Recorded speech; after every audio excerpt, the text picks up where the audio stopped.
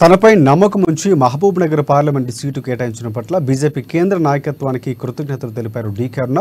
రాష్ట్రంలో అత్యధిక స్థానాల్లో బీజేపీ విజయం సాధిస్తుందని, మోదీ మరోసారి ప్రధానం కావడం ఖాయమని తెలిపారు. పార్టీలో సీటు ఎవరైనా ఆశించవచ్చని, కానీ సీటు వచ్చిన తర్వాత అందరం కలిసికట్టుగా పార్టీ విజయం కోసం పనిచేయాలని సూచించారు. పార్టీ తనకు అప్పగించిన బాధ్యతను శక్తి వంచన లేకుండా నిర్వహిస్తానని, తన సేవలు గుర్తించి పార్లమెంటు టికెట్ కేటాయించారని చెప్పారు. ఇక బీఆర్ఎస్ పార్టీ మునిగిపోయిన పడవని, పార్లమెంటు ఎన్నికల్లో తమకు ప్రధాన పోటీ కాంగ్రెస్ పార్టీ అని అంటున్న మహబూబ్ నగర్ బీజేపీ అభ్యర్థి డీకే అరుణతో మా ప్రతినిధి Pradeep face to face. Mahabubnagar parliament స్థానం నుంచి బీజేపీ ఈరోజు బీజేపీ జాతీయ ఉపాధ్యక్షురాలు డీకే అరుణ గారికి టికెట్ కేటాయించింది. అయితే తీవ్ర ఉత్కంఠను నెలకొన్న బీజేపీ ఈరోజు జాతీయ ఉపాధ్యక్షులు డీకే అరుణ కేటాయించడంతో ఇక్కడ పార్టీ నేతలు, పార్టీ కార్యకర్తలు సంబరాలు చేసుకున్నటువంటి పరిస్థితి ఉంది.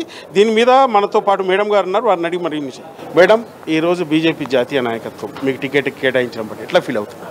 చాలా సంతోషంగా ఫీల్ అవుతున్నాను. ఆలస్యమైనా సరే సంతోషంగా ఫీల్ అవుతున్నాను. ఎందుకంటే లాస్ట్ టైం కూడా నాకు నా మీద విశ్వాసంతో లాస్ట్ టైం కూడా పార్లమెంట్ సీట్ నాకు ఇచ్చినారు. తక్కువ ఓట్లతో, కొత్తగా నేను పార్టీలోకి వచ్చిన తక్కువ సమయంలో అయినా ఎక్కువ ఓట్లను సంపాదించినప్పటికీ కూడా తక్కువ ఓట్లతో ఓడిపోయినాం. సో ఈరోజు మరి పార్లమెంట్ అభ్యర్థిత్వాన్ని క్యాండిడేట్గా నాకు భారతీయ జనతా పార్టీ ప్రకటించిన నేపథ్యంలో మన ప్రియతమ ప్రధాని నరేంద్ర మోదీ గారికి, మా అధ్యక్షులు, జాతీయ అధ్యక్షులు జేపీ నడ్డా గారికి, అమిత్ షా, హోంశాఖ మంత్రులు అమిత్ షా గారికి, పార్లమెంట్ బోర్డు సభ్యులకు, అదేవిధంగా మా రాష్ట్ర అధ్యక్షుడు కేంద్ర మంత్రివర్యులు కిషన్ రెడ్డి గారికి, అందరికీ కూడా హృదయపూర్వకంగా నా యొక్క ధన్యవాదాలు తెలియజేస్తా ఉన్నాను. అదేవిధంగా మా పాలమూరు జిల్లా ప్రజలందరి తరఫున కూడా నేను ధన్యవాదాలు తెలియజేస్తా ఉన్నా. కార్యకర్తలు చాలా ఉత్కంఠతతో ఎదురు చూశారు. మరి టికెట్ ఎప్పుడెప్పుడా అని. మరి ఈరోజు ఆ టికెట్ అనౌన్స్ అయిన వెంబడే పెద్ద ఎత్తున మహబూబ్నగర్ జిల్లా వ్యాప్తంగా కూడా ప్రజలందరూ కూడా సంబరాలు చేసుకుంటున్నారు. మరి మహబూబ్నగర్ జిల్లా ప్రజలందరి తరఫున కూడా వారికి నేను ధన్యవాదాలు తెలియజేస్తున్నాను. ఏదైతే గతంలో స్వల్ప వ్యవధిలో గట్టి పోటీ ఇచ్చారు, ఈసారి పరిస్థితి ఎట్లా ఉండబోతుంది? మీకు కలిసి వచ్చే అంశాలు ఏంటి? ఖచ్చితంగా గెలుపు సాధిస్తాం.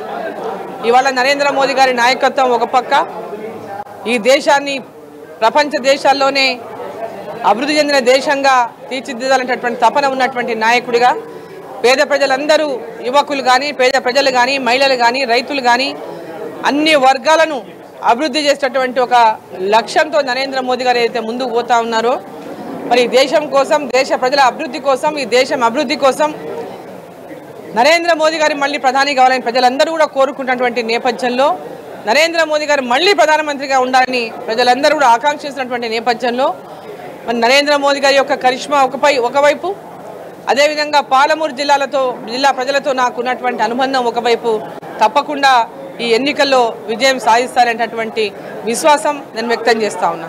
ఇదైతే కాంగ్రెస్ పార్టీ గతంలో 10 సంవత్సరాలు కేంద్రంలో బీజేపీ నాయకత్వం పాలమూరు రంగారెడ్డి ప్రాజెక్టు జాతీయ హోదా ఇస్తామని ప్రధాని స్పష్టంగా 2014 చెప్పి కూడా 10 సంవత్సరాలు గడిచినా ఇవ్వలేదు. కాబట్టి రాష్ట్రంలో కాంగ్రెస్ పార్టీకి ప్రధానంగా గెలిచే అవకాశాలు ఉన్నాయి. ప్రధానంగా మాకు పోటీ ఎవరు కాదు అంటున్నారు. దీని మీద మీరేమంటారు? ఇది అహంకారం అంటారు. అధికార అహంకారంతో కాంగ్రెస్ పార్టీ మాట్లాడుతుంది. గతంలో కేసీఆర్ ఇట్లే అహంకారంతో విర్రవేయిండు, ఇప్పుడు కాంగ్రెస్ పార్టీ అహంకారంతో మాట్లాడుతూ ఉంది. ఇక్కడ పాలమూరు రంగారెడ్డికి పెద్ద ఎత్తున ద్రోహం చేసింది కాంగ్రెస్ పార్టీ. పాలమూరు రంగారెడ్డి జీవోను ఆ రోజు పట్టుబట్టి సాధించింది నేను, నా జిల్లా ప్రజల కోసం సాధించిన. ఆ జిల్లా ప్రాజెక్టు కోసం ఆనాడు ఏదైతే విభజన చట్టంలో పాలమూరు రంగారెడ్డిని జాతీయ హోదా కల్పించాలని పెట్టండి అని చెప్పి కోరిన సందర్భంగా దాన్ని ఎవరు పట్టించుకున్న పాపాన పోలేదు. ఈరోజు ఏదో నాటకాలు వేసేసి ఎలక్షన్లు వచ్చినాయి కదా అని చెప్పి ఏదో డ్రామాలు ఆడితే నమ్మడానికి పాలమూరు ప్రజలు సిద్ధంగా లేరు. పాలమూరు ప్రజలకు చాలా గట్టిగా తెలుసు, ముఖ్యంగా రైతాంగానికి, విద్యావంతులకు, ప్రతి ఒక్కరికి తెలుసు. పాలమూరు ప్రాజెక్టుల కోసం డీకే అరుణమ్మ ఈ జిల్లాలో చేయని పోరాటాలు లేవు, చేయని నిరాహార దీక్షలు లేవు, చేయని యుద్ధ పోరాటాలు లేవు. అనేక రకాలుగా పోరాటాలు చేసినాము. ప్రాజెక్టుల సాధన కోసం సాధించిన వాటిని సాగునీరు అందిస్తున్నాం. ఇవాళ పాలమూరు రంగారెడ్డి కూడా జూరాల ప్రాజెక్టున ఉన్నటువంటి అప్రోచ్ని తీసుకుపోయి అక్కడ శ్రీశైలం బ్యాక్ వాటర్ నార్లాపూర్ దగ్గర ఎప్పుడైతే పెట్టిందో ఈ జిల్లా పాలమూరు రంగారెడ్డి ప్రాజెక్టుకే తిలోదకాలు ఇచ్చినట్టు అయిపోయింది. అదే కనుక జూరాల నుంచే కనుక టేకప్ చేసి ఉంటే అప్రోచ్ని ఈ బాడికి ప్రాజెక్టు పూర్తయి ఉండేది. డిజైన్లు మార్చిండ్రు, దాని ఎస్టిమేషన్లు మార్చిరు, అడ్డగోలుగా మార్చిరు.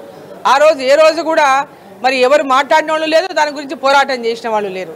సో ఈ రోజు వచ్చి ఏమంటారు, దొంగ ఏడుపులు ఏడ్చి వగలేడుపులు ఏడ్చి ప్రజలు నమ్మాలంటే నమ్మడానికి వస్తుంది. ఇప్పుడు వచ్చినటువంటి వాళ్ళ అభ్యర్థులు ఎవరైతే ఉన్నారో అసలు దాని గురించి నోరిప్పలే వీళ్ళు. అసలు ఎలక్షన్లో పోయిందంటే మళ్ళీ ఇప్పుడే వచ్చిండ్రు, కొత్తగా ఓడిపోయిపోతే మళ్ళీ ఇప్పుడే వచ్చిండ్రు. వాళ్ళకి ఈ ప్రాంతంతో కనెక్షనే లేదు, ఈ ప్రాంతంతో అనుబంధమే లేదు, ఈ ప్రాంతం ప్రజల సమస్యలే తెలియవు. కేవలం రాత రాసుకొని వచ్చి పాట పాడుకొని మాట్లాడడానికి వస్తే మాట్లాడినంత మాత్రాన అయిపోదు. ఈ ప్రాంతం యొక్క ప్రజల యొక్క సమస్యల్ని గుండెల్లో పెట్టుకొని పనిచేసాను నేను, వాళ్ళ బాధలని గుండెల్లో పెట్టుకొని చూసి పనిచేసాను నేను. ఆ కనెక్షన్ ఉంది, ప్రజలకు కూడా తెలుసు ఎవరు పనిచేస్తారో, ఎవరి మీద విశ్వాసం ఉందో. గత ఎన్నికల్లోనే ప్రజలు భారతీయ జనతా పార్టీలోకి పోయినా ఆ రోజు పెద్ద ఎత్తున ఓట్లేసిన విషయాన్ని ఒకసారి వాళ్ళు గుర్తు చేసుకోవాలి. ఈసారి ఖచ్చితంగా నరేంద్ర మోదీ గారి యొక్క నాయకత్వం ప్రజలు కోరుకుంటున్నారు. ఇక్కడ డీకే అరుణమ్మ గారు వస్తే జిల్లాకు పనులు అవుతాయి, ఆముంటే అభివృద్ధి చేస్తున్నటువంటి విశ్వాసం ప్రజల లోపల ఉంది. కాబట్టి తప్పకుండా భారతీయ జనతా పార్టీకే ఇక్కడ విజయం ప్రజలు అందిస్తారు. ఏదైతే టికెట్ విషయంలో అటు జితేందర్ రెడ్డి ఇటు శాంతి కుమార్ కూడా మీతో పోటీ పడ్డారు. మీకు టికెట్ రావడానికి కారణం కూడా కొంత ఆలస్యం కావడం అదే అంటున్నారు. ఎట్లా కలుపుకుపోతారు? ఇప్పుడు టికెట్ ఎవరైనా ఆశించవచ్చు, తప్పులేదు. ఎలక్షన్లు అంటేనే ఆ టికెట్ కోసం ఎంతోమంది దాని గురించి ఆశాబాహులు ఉంటారు, ఆశిస్తారు. దాంట్లో ఎలాంటి తప్పులేదు. వాళ్ళ టికెట్ కోసం వాళ్ళు ఆశించిన, నేను ఆశించిన, ఈరోజు అధిష్టానం నాకు ప్రకటించింది కాబట్టి అందరూ కలిసి పనిచేస్తారు. అందరూ కలిసి ఈ ఎన్నికల్లో పార్లమెంట్ ఎన్నికను ఇక్కడ విజయం సాధిస్తామనేటటువంటి నమ్మకం నాకుంది. ఏదైతే 16 తారీఖు ప్రధాని మోదీ నార్కల్ జిల్లాకు రాబోతున్నారు, అంటే దీనికి సంబంధించి ఉమ్మడి పాలమూరు జిల్లాకు రిప్రజెంటేషన్ ఇవ్వబోతున్నారా? ఏమైనా వరాలు కుల్పించే అవకాశం ఉందా?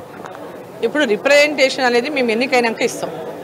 పార్లమెంటుకు ఇక్కడ ప్రజలు నన్ను ఎన్నిక చేసిన తర్వాత ఈ ఎన్నికల సందర్భంగా ప్రజల మధ్యలో పోయినప్పుడు ప్రజలు ఏం కోరుకుంటున్నారు, ప్రజల యొక్క ఏ రకమైనటువంటి అభివృద్ధి ఇక్కడ అవసరం ఉంది, విద్య పరంగా, వైద్య పరంగా, రోడ్లే కానీ, ఇన్ఫ్రాస్ట్రక్చరే కానీ, ఇంకా ఈ ప్రాంతానికి రైలు మార్గాల విషయంలో కానీ, కొత్త రైళ్లే కానీ, ఇట్లాంటి ఏ రకమైనటువంటి అభివృద్ధి కార్యక్రమాలను ప్రజల నుంచి వాళ్ళ యొక్క అభిప్రాయాలు తీసుకుంటాం. అభిప్రాయాలు రేపు గెలిచిన తర్వాత తప్పకుండా తీరుస్తాం.